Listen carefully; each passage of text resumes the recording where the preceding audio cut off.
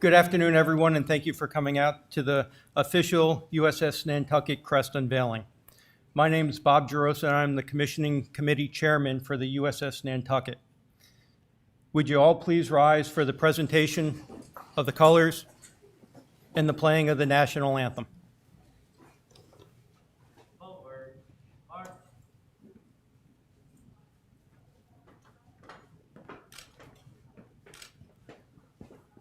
Color guard. Halt. Kari. Colors.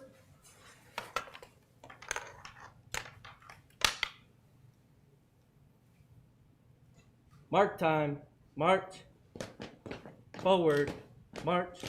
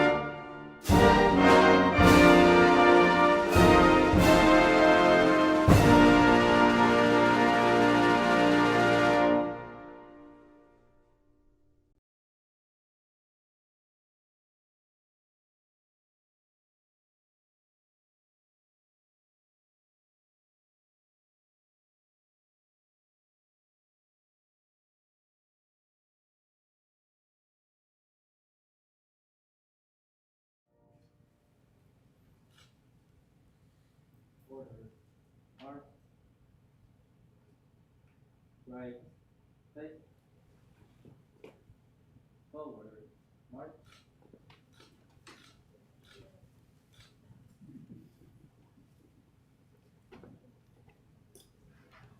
Thank you, everyone. Please be seated.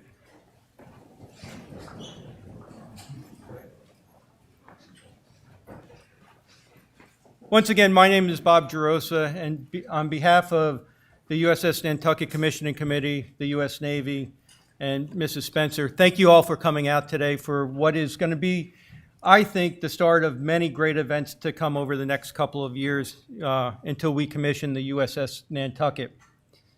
Commissioning a U.S. warship is a tradition that the U.S. Navy has been doing since 1775. Commissioning is the most significant part of a ship's life, where the ship is brought to life by the sailors that are to man it and then take it on its mission overseas. The USS Nantucket should be commissioned in spring of 2023. But there are a lot of events that are going to happen between now and then.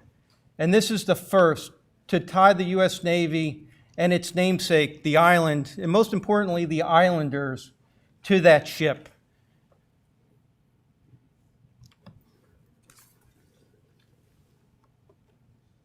We hope that as the ship carries on its life in service of its nation and its Navy, that it always finds a home in Nantucket. And this is what we're here to do today, is to unveil the crest, but to start laying down the foundation and the bonds that are going to transition for a lifetime as this ship goes forward. I'd first like to introduce Mrs. Polly Spencer, the ship's sponsor. Mrs. Spencer is the wife of the 76th Secretary of the Navy, but most importantly, Mrs. Spencer is a longtime Nantucket resident. It is an honor to have her here and her daughter, Sarah, to help unveil the crest. A sponsor is tied to the ship as long as it's in commission, just like the island. So with that, I'd like to ask Mrs. Spencer to come up and give a few remarks. Thank you.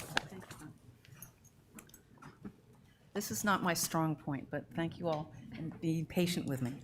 I would like to invite my daughter Sarah to come up and join me. Will be a matron of honor, along with our my other daughter, her sister Amy, but Amy wasn't able to be here today. So anyway, so hello everyone, and what a special day for all of us. I am so honored to be the USS Nantucket sponsor, along with my two daughters, Sarah and Amy. Being a ship sponsor is a humbling and amazing experience. We look forward to getting to know the crew and the captain and her crew and being able to follow the ship's adventures around the world. This ceremony today is another exciting event in bringing this ship to fruition.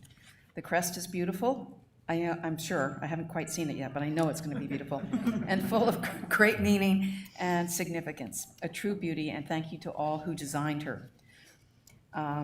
I want to also say thank you to all of you for coming and supporting the USS Nantucket. We couldn't be any more prouder to have this ship named after this very, very special place. Thank you, and God bless you all, and God bless America.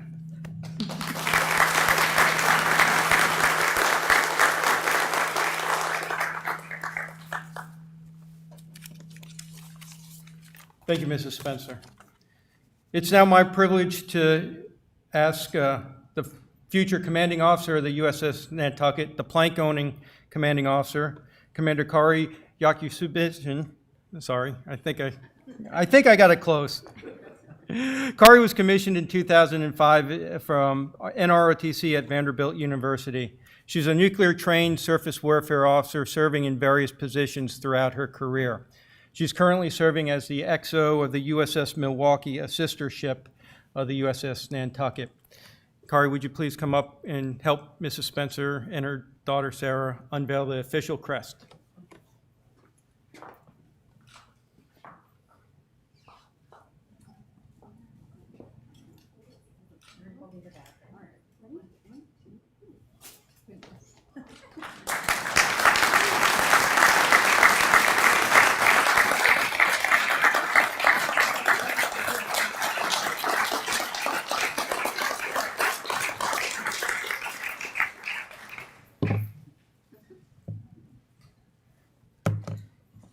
So my job here today will be we'll discuss all the elements of the ship's crest. A special relationship exists between a Navy ship and its namesake city. The relationship begins when the ship is named, through the commissioning, and continues through the life of the ship. I look forward as we continue to build this relationship over the next 2 years before the ship commissions and beyond. It is the job of the Prospective Commanding Officer to bring the ship to life. The ship's crest is the first step in doing that. Navy ship crests first came to use during World War II, where they were designed by the crew as a symbol of unity and proudly flown on battle flags when ships returned home. That tradition continues to this day and is symbolic for every Navy ship. The crest unites the crew, driving morale and esprit de corps. This symbol will be used on ship's coins, hats, patches, and on the ceremonial quarterdeck to let everyone know what the ship is. In designing the crest, features of the namesake city are selected and associated with Navy history to design a symbol that is both the ship's crew and the namesake city can share. In the case of Nantucket, a city with a rich naval history of her own, the history and landmarks of the island create the unifying symbol for the crew. At the center of the crest lies a dark blue shield taken from the Massachusetts state flag. On it, a whale's tail rising up from out of the water beneath 3 silver stars. These 3 silver stars also reference the state flag and honor the 3 previous Navy ships that were named after the island of Nantucket. The bolder center star represents Massachusetts as one of the original 13 colonies. And the whale fluke symbolizes the whaling industry, which dominated the island's economy for nearly 200 years and pays homage to the infamous Herman Melville story about Moby Dick. Above the shield sits the Sanctity Lighthouse on an iconic red and white building that sits at the island's far eastern shore, warning ships of danger and assisting with navigation. It stands tall on a grassy hill with its back against the sun, alluding to the way the first light of dawn touches Nantucket before any other area in Massachusetts. Below the lighthouse lies a dark blue and white wreath. The chosen colors represent the professional attributes the United States Navy aims to foster within each individual service member. White and gray represent peace and sincerity, while blue represents truth and loyalty. Inscribed on a dark scroll beneath the shield is the ship's motto and nickname, Domine Griae Maris, which translates to the Old Gray Lady of the Sea. This nickname comes from the thick fog that rolls regularly in from the sea and blankets the island, and to the gray hue from the cedar shingles that patina in the weather. Historically, nearly all Navy ships have crossed swords at the lowest layer of a crest to represent the fighting spirit of the ships. For Nantucket, one of those swords is substituted for the double flue harpoon, the tool that was used by the whalers during the whaling industry of the island. All of these components are displayed in a full-on color on a white oblong disc, surrounded by a dark blue border with a gold chain, blue and gold being the chosen colors of the U.S. Navy. The blue band bears the name USS Nantucket at the top and LCS 27 at the bottom. The selection of Nantucket as the 14th Freedom Variant Littoral combat ship continues the seagoing history of the island and couples it with the Navy of today. A ship at sea operates independently, historically far and out of communication from its superiors. Because of this distance, the Navy places great responsibility and trust with its commanding officers, whom it relies upon to make decisions for the best of the ship and the crew without the ability to ask for guidance from ashore. Command is the pinnacle of a surface warfare officer's career. It requires over 20 years of training in navigation, ship handling, engineering, and warfighting. A commanding officer is not simply a warfighter, but also the leader of the crew. As the saying goes, as goes the captain, so goes the ship. Their job is to bring order out of chaos, establish a rapport with the crew that drives teamwork and loyalty to safely and effectively complete the ship's mission. Today is the start of a journey to build the identity of the ship, to build the relationship of the crew with the city, and to establish further relationships towards the ship's commissioning. Thank you for joining us today.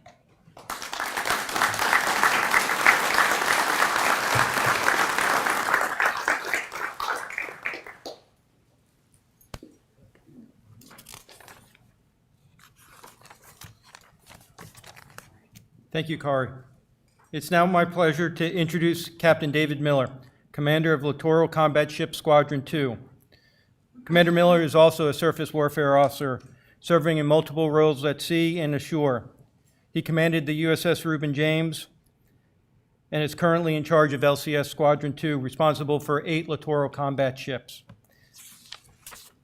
Captain Miller, would you please join us up here? Thank you for coming up. Okay, thank you, Bob.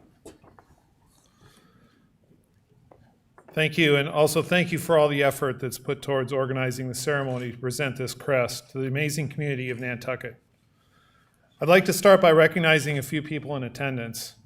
From the Nantucket Historical Association, of course, Polly Spencer, our sponsor, Sarah, her daughter, and one of the ship's matrons of honor, Libby Gibson, the Nantucket Town Manager, Sheila Lucy, the Harbor Master, Master Chief Andrew Babione, the officer in charge of the U.S. Coast Guard Station at Brant Point, C.C. Fowler, the Commodore of the Great Harbor Yacht Club. Thank you to Chip Carver, the President, Board of Trustees, the Nantucket Historical Association for hosting this event, and Bob Monahan, Commissioning Committee member, for coordinating all the efforts on the island. And of course, from the Great Harbor Yacht Club, many thanks both to Commodore C.C. Fowler and Vice Commodore Matt Dwyer. Finally, and most importantly, thank you, the Nantucket community. I don't need to tell you that the city is steeped in sailing and maritime traditions, or mention its beginnings as a whaling hub in the 1800s. I'm proud to be here today in this city where generations of American sailors have called home.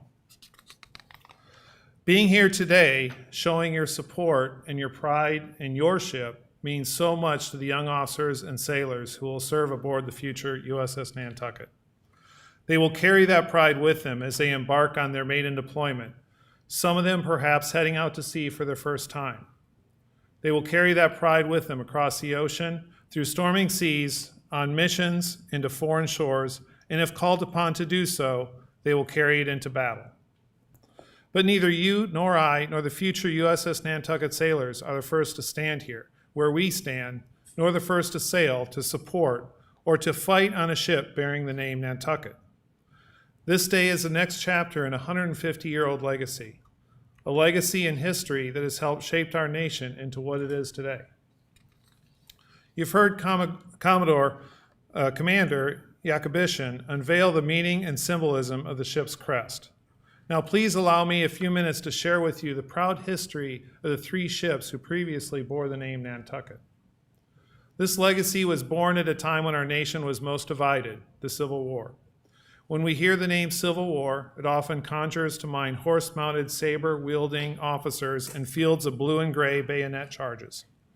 However, it's often forgotten that control of America's rivers and ports were pivotal to deciding the victor of war. They were also the proving ground for a technological revolution in naval warfare. 4 months after the Battle of Hampton Roads was fought between the ironclad warships USS Monitor and CSS Virginia, revolutionized and modernized the design of Navy ships, USS Nantucket was launched on 6 December 1862 by Atlantic Iron Works in Boston, Massachusetts, and commissioned 26 February 1863. Nantucket was a Passaic-class ironclad Monitor warship, the second generation of ironclad. Improving on the original design of the Monitor, the Passaic class was larger and boasted a more effective 15-inch caliber gun. As I imagine the unveiling of this innovative new class of warship, I think we might share the same excitement they felt knowing the ship represented their city's fighting spirit during the Civil War. On April 19, 1861, President Abraham Lincoln required the monitoring of the Atlantic and Gulf coastlines. The implementation of a naval blockade was designed specifically to strangle the Confederacy's access to war materials and cut off the export of cotton, the South's primary source of revenue. USS Nantucket was assigned to the South Atlantic Blockading Squadron and participated in the attack on Confederate forts in Charleston Harbor and served on blockade duty through the end of the Civil War. The efforts of USS Nantucket aided in the strategy which helped end the bloodiest war in American history and unify our fractured nation. And I speak on behalf of the future crew when I say that it is a legacy that we are fiercely proud of. 2 more ships bore the name USS Nantucket during World War I. The first, Lightship Nantucket, was built for the Lighthouse Service in 1907, and it was transferred along with the rest of the Lighthouse Service to the U.S. Navy by an executive order. It continued its peacetime role of warning ships away from the Nantucket shoals and guarding nearby waters against German U-boats while serving in the Navy. The second ship, the iron-hulled screw steamer originally named USS Ranger. Ranger served in the Atlantic Squadron until being converted to a survey vessel in 1880. After being decommissioned in Boston in 1909, Ranger was loaned to the Commonwealth of Massachusetts as a school ship and renamed Nantucket on February 20th, 1918. While serving as Nantucket, the ship operated as a gunboat in the 1st Naval District and as a training ship for Navy midshipmen. Now, 150 years after the first Nantucket was commissioned, we again are about to have a warship named for this great city. And much like her predecessor, LCS-27 represents a new and innovative class of warship. As a littoral combat ship, it is built to patrol in shallow waters, like the Monitor class. The LCS crew is unique to the surface Navy with an optimal crew size. The ship is designed to be operated by a crew of only 12 officers and 61 sailors. LCS can also be configured for surface warfare, mine warfare, and ASW or anti-submarine warfare mission areas. Nantucket LCS-27, the 14th Freedom Class LCS, is the 4th Freedom Class LCS primarily designated for ASW. I truly look forward to everything the ship will accomplish in the years to come. We're honored to be a part of this legacy and the chance to pay tribute to not only the great people of Nantucket, but to the island's own rich maritime legacy. Thank you.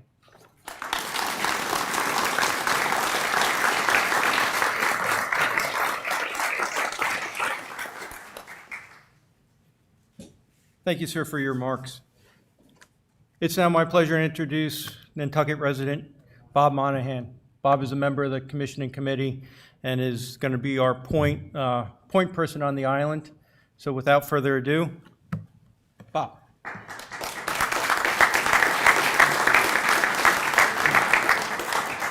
Thank you.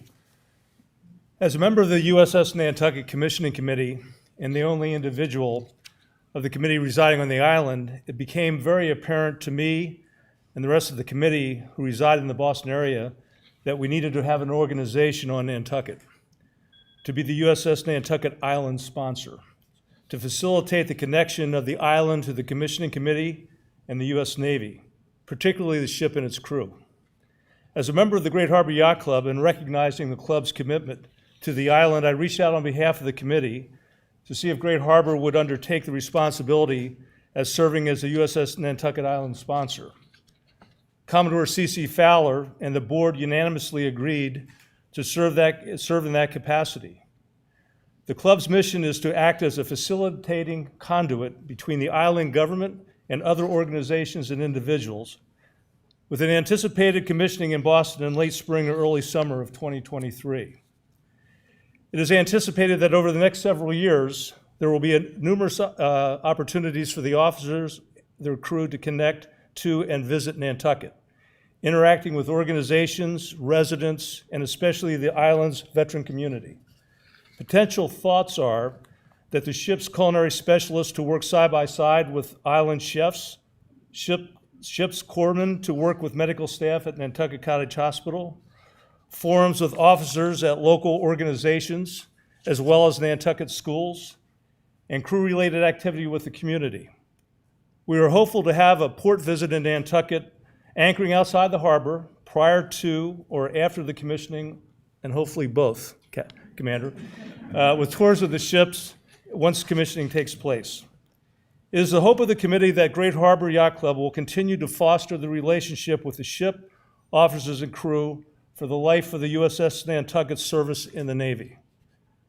This is an exciting time for our island to support the military women and men who go into harm's way to serve our country and provide for our safety and continue the long tradition and rich history of Nantucket's connection to the sea. God bless the U.S. Navy, the USS Nantucket, her officers and crew, and the United States of America. And at this time, I would like to invite Chip Carver to come up, and Polly Spencer, the ship's sponsor, and the commander, Kari Yakubisin. I'm going to get this right before. So, Captain or Commander, if you can come up with Polly and Chip, and we have something that we'd like to present to you. I think you have that.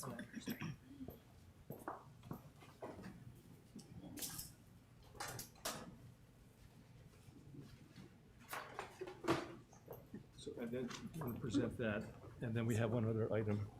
There you go. So, Chip, on behalf of the Commissioning Committee and Polly and Kari, we really appreciate all that you've done here at the NHA to facilitate this unveiling. We also have another rendering signed by Polly, which I think you'll find suitable for framing. It's a military rendering of the USS Nantucket and some historical significance of the ships above it. So thank you very much. Thank you. Thank you very much.